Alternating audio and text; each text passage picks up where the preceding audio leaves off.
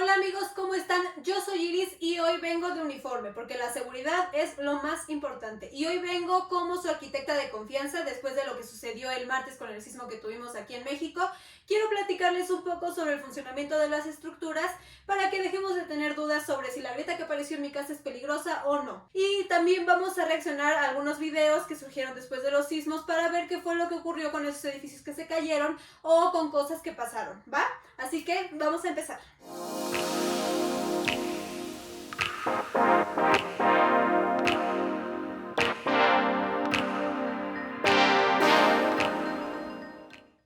Ok, quiero empezar explicándoles más o menos cómo funciona un edificio, ¿va? Pensemos en un edificio como si fuera una persona. Tiene su esqueleto y eso es lo que lo mantiene de pie. Este esqueleto se llama sistema estructural. ¿Qué es un sistema estructural? Es un conjunto de elementos que le permiten al edificio pasar sus cargas hacia el piso. Entonces, aquí dibujé más o menos una esquemita de un edificio. Aquí está tu camita, aquí está tu bañito. Y pensémoslo así. Los elementos, o más bien el sistema estructural, está dividido en diferentes elementos. Los elementos verticales, horizontales y los elementos de cimentación. Ajá. Los elementos verticales son los muros y las columnas. Los elementos horizontales son los techos y los pisos. Y los elementos de cimentación son aquellos que no vemos, aquellos que permiten al edificio ser uno mismo con la tierra. Ahora, ¿por qué es importante que un edificio se una a la tierra? Pensando como les decía en el sismo, si no estuviera unido a la tierra, lo que sucedería es, supongamos que mi mano es el piso y el edificio es este plumón. Ajá, ¿se parará? No puedo lograr que se pare. Si yo me muevo, se cae, ¿ven? Entonces, si el plumón fuera parte de mi mano y yo me muevo, el edificio se mueve con la tierra y eso lo hace más resistente. Esa es la función de la cimentación y en sí del sistema estructural, ¿ok? Entonces, déjenme borro esto y vamos a lo que sigue. Yes, automatic. Automatic. Vamos, pues.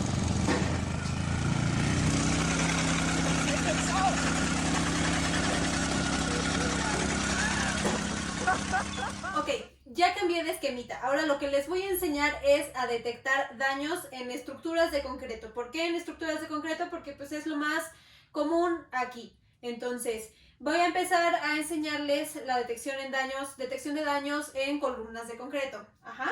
Aquí tengo por orden de importancia las grietas que aparecen en las columnas de concreto.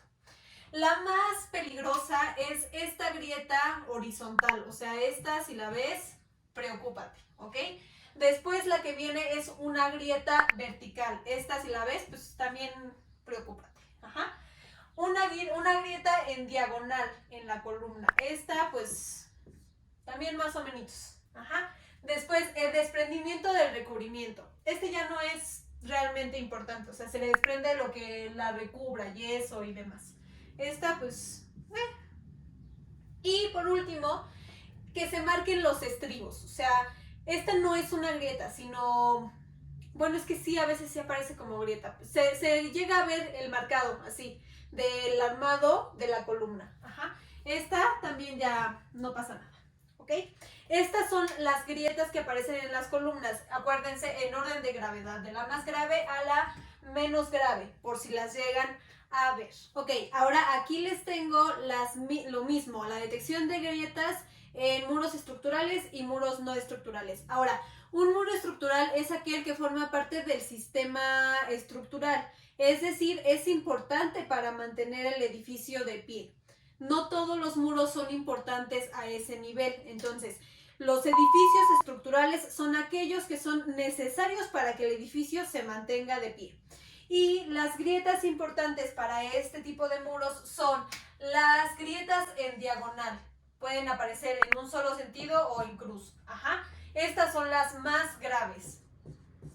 Después vendrían las grietas en escalera. Estas grietas son como las diagonales, pero pues literal, o sea, en escalera. Y también llegan a poder ser medio graves. Luego, las grietas verticales al centro del muro. Estas pues también ahí más o menos, ¿no? Después vendrían las grietas horizontales a los extremos del muro y las grietas verticales a los extremos del muro. Estas grietas son importantes también porque esto quiere decir que los muros se están separando de la estructura. Entonces también pueden llegar a ser peligrosas ya en menor grado que las de acá. Después, grietas horizontales al centro del muro. Estas ya no son tan peligrosas. Y al final, que se lleguen a marcar castillos, o sea, las divisiones de los castillos, o las grietas en mapa. Las grietas en mapa son aquellas que no les vemos ningún sentido, o sea, van para todos lados, vienen de todos lados. Esas grietas realmente no son importantes en estos muros. Y ahora los muros no estructurales. Los muros no estructurales, recordemos que son aquellos que pues no son importantes para que el edificio se mantenga de pie. O sea, es un muro que existe porque pues a lo mejor quisiste dividir una recámara o quisiste dividir tu cocina y tu comedor y demás, pusiste ahí un muro. O sea, es un muro que no es necesario para que el edificio se mantenga de pie. Las grietas importantes en estos muros son al extremo en horizontal y al extremo en vertical. Estas son importantes porque pues puede llegar a desprenderse el muro y aunque no es un daño estructural como tal, pues puede generar daño si alguien está por ahí o demás. Después la grieta en diagonal, la grieta al centro vertical y por último las grietas en forma de mapa. De nuevo, esas grietas que no tienen ningún sentido, que quién sabe para dónde van, esas grietas tampoco son importantes en los muros no estructurales. ¿Va? Voy a borrar esto y ahora vamos por último con las losas.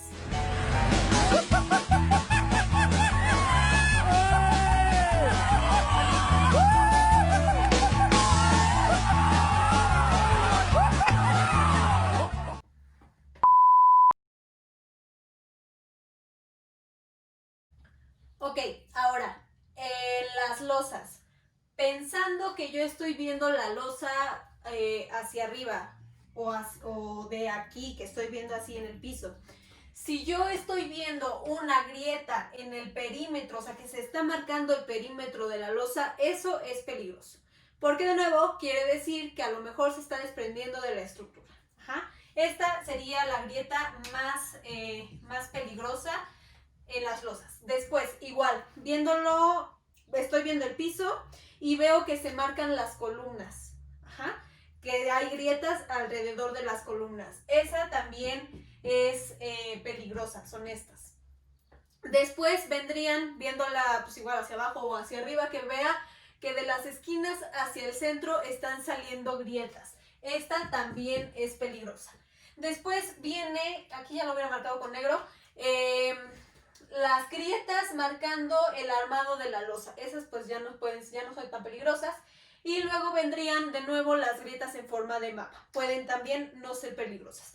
Ahora, con esto no les quiero decir que ya van a ser expertos en diferenciar grietas peligrosas y no peligrosas, porque depende de muchas cosas, depende mucho del espesor de la grieta, del tipo de edificación, o sea, depende de muchas cuestiones, ¿ok? Así que si ven alguna grieta preocupante, mejor háblenle a un profesional para que lo pueda evaluar.